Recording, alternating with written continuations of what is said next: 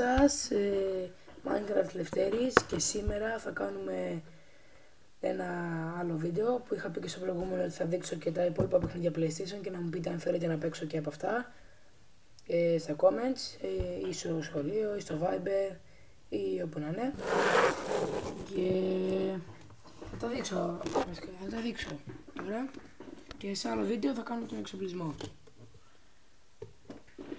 Το πρώτο είναι, συγγνώμη για το show, απλά έχω κολλήσει, μου έχει κολλήσει προφορά από τον 2J.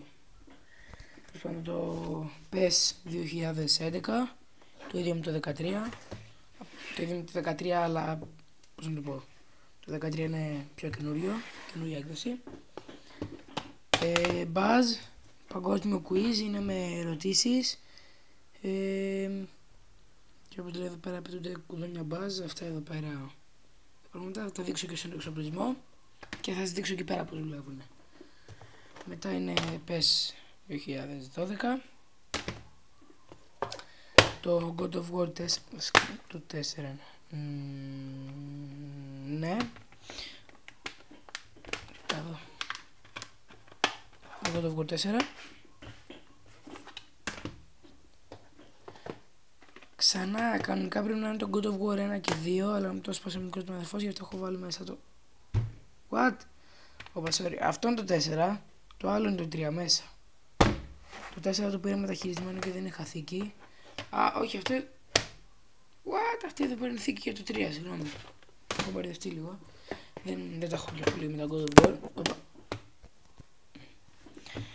Μετά Ben 10 Ultimate Alien Cosmic Destruction. Παιχνίδι με το Ben 10, πρέπει να το ξέρετε, με το καινούριο. Και παλεύεις διάφορους εχθρούς. Θες να περάσεις πίστες. Βιβλίο με τα ξόρκια, please μην μου πείτε να το παίξω αυτό, γιατί είναι μια βλακεία. Κάνεις ένα ξόρκι και τελείωσε και καλά. Μεγάλη βλακεία. Το έχω δοκιμάσει και σε ένα λεπτό το είχα τελειώσει το παιχνίδι, το είχα τερματίσει. Και τελευταίο το Viking, σαν το God of War 18 συν.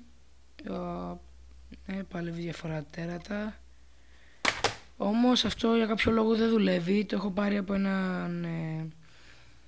έναν φίλο της μητέρας μου, της μαμάς μου, και δεν δουλεύει για κάποιο λόγο. Θα το κοιτάξω, θα το προσπαθήσω να το φτιάξω και μπορεί να παίξω Viking. Αυτά ήταν όλα τα παιχνίδια που έχω για το PlayStation και τα υπόλοιπα. Πείτε μου άμα θέλετε να παίξω και από αυτά τα παιχνίδια.